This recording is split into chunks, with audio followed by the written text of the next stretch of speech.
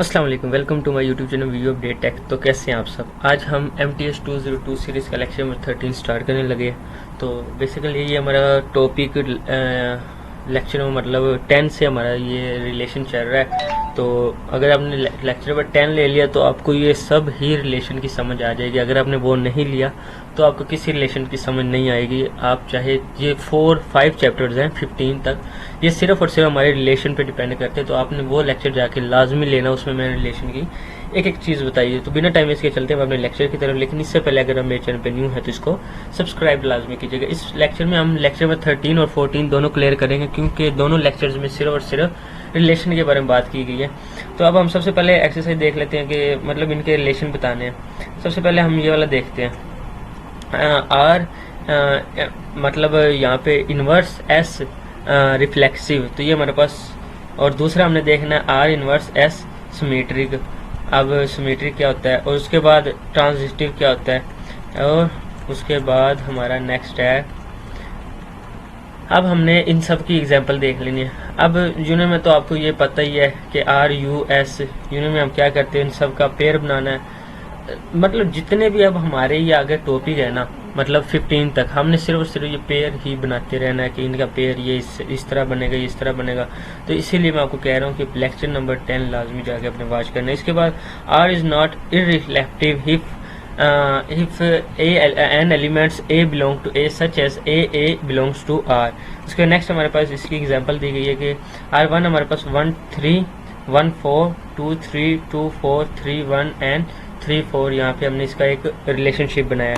जब सेकंड पे हमने R2 का रिलेशनशिप बनाया 1 1 1 2 2 1 2 2 3 3 एंड 4 4। एंड थर्ड पे हमने रिलेशनशिप बनाया 1 2 2 3 3 3 एंड 3 4। तो अब हमने क्या करना है, अब हमने ये चेक करना है कि 1 1 इसमें ये रिलेशनशिप हमारा पहला कैंसिल कर दें, नहीं हाँ कैंसिल हो जाएगा।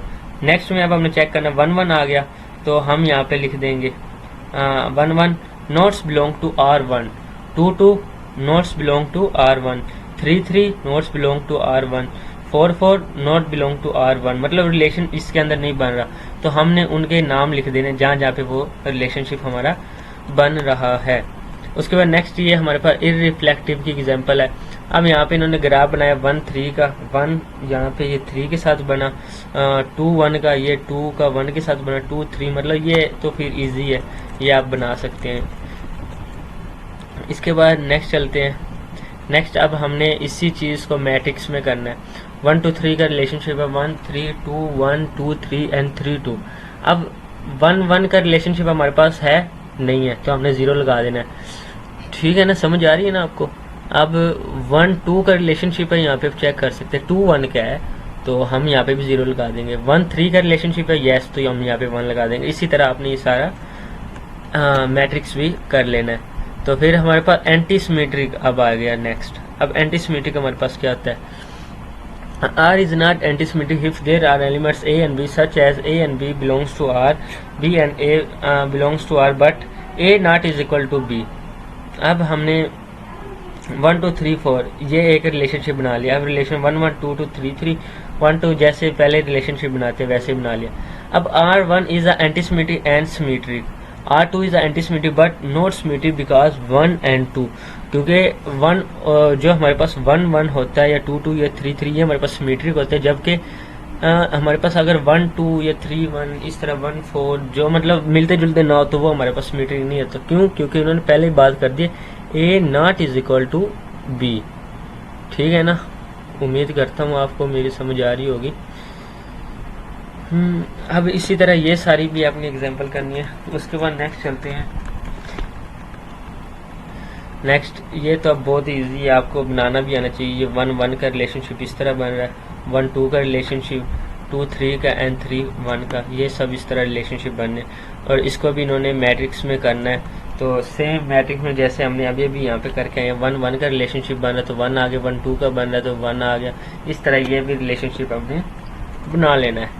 पार्शियल ऑर्डर रिलेशन क्या होता है, by relation define set A R is a partial order relation if and only R is a reflective, antisymmetric and transitive।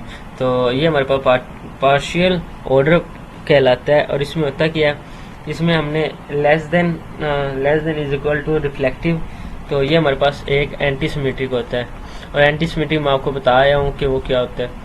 फिर हमारे पास ट्रांजिटिव आ गया। उसके बाद नेक्स्ट चलते हैं, ये हमारे पास जो है इज रिफ्लेक्टिव और एंटी रिफ्लेक्टिव, ये भी आपको मैं ऊपर बता कर आ चुका हूँ। मतलब कि मेरा कहने का मतलब यही है कि आप जाके लेक्चर नंबर 10 लाजमी लीजिएगा। रिलेशन है ये सब बस, और कुछ नहीं है। हमारा लेक्चर नंबर 15 तक सिर्फ और सिर्फ हमने रिलेशंस बताने हैं। तो अब यहाँ पे हमसे पूछा गया आर इज़ अ रिफ्लेक्टिव, तो रिफ्लेक्सिव है, तो सो आर इज मतलब ए बिलोंग्स टू जेड करता है और A belong to A R, for R is equal to 1 है, तो ये हमारे पास आर रिफ्लेक्टिव आ गया। नीचे वाले में there are positive integer R and 1 such as, तो ये हमारे पास एंटी सिमेट्रिक आ गया।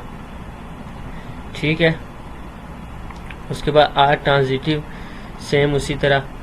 तो आई थिंक यहाँ पर नेक्स्ट अब हमारा इनवर्स ऑफ अ रिलेशन आ गया। चैप्टर नंबर 14 लेक्चर नंबर 14 आ गया। तो अब हमने बताया करना इनके इनवर्स रिलेशनशिप। इनवर्स में अगर ए बिलोंग्स टू बी, मतलब ए क्रॉस बी या बी क्रॉस ए करे, वो उसका इन्वर्स हो जाता है। अब यहाँ पे आप एक एग्जांपल करवाऊंगा ना आपको, तो समझ आ जाएगी। जैसे आपको यही पहले एग्जांपल देख लेते हैं, 2 3 4, ए हमारे पास बी और बी हमारे पास है 2 6 8, तो डिवाइड्स करना है 2 2, ये देखें 2 2 2 6 2 8 3 6 4 8। अब हम इसका इन्वर्स करेंगे, 2 2 6 है तो यहाँ पे 2 है, यहाँ पे 6 है, 6 इस तरफ आएगा, 2 इस तरफ आएगा, ये आप चेक कर सकते हैं।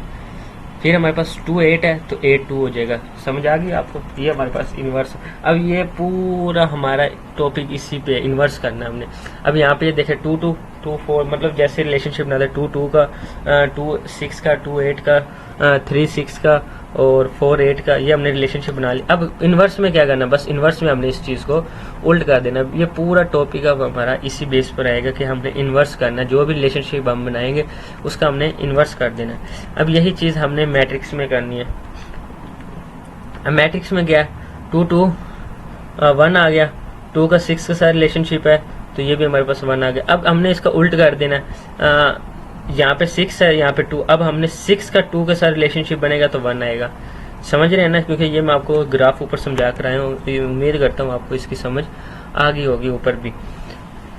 मतलब अब हमारा इन्वर्स ऑफ रिलेशनशिप है, तो जो भी चीज़ अब हम करेंगे उसका हमने इन्वर्स लेना है। तो ये हमारा इन्वर्स ऑफ रिलेशनशिप पर टॉपिक है। अब हम बात करते हैं कंपोजिट रिलेशनशिप। कंपोजिट रिलेशनशिप में हमने क्या करना है, if R be a relation, if set A and B S relation B and set C, तो A belongs to A, C belongs to B, और मतलब ये सब एक दूसरे पे बिलोंग करते हैं। इसकी भी अगर मैं आपको एग्जांपल करवाऊंगा आपको समझ आ जाएगी। जैसे आर A1 है, A4 है, B3 है, C1 है। अब हमने इनका पेयर बना लेना है।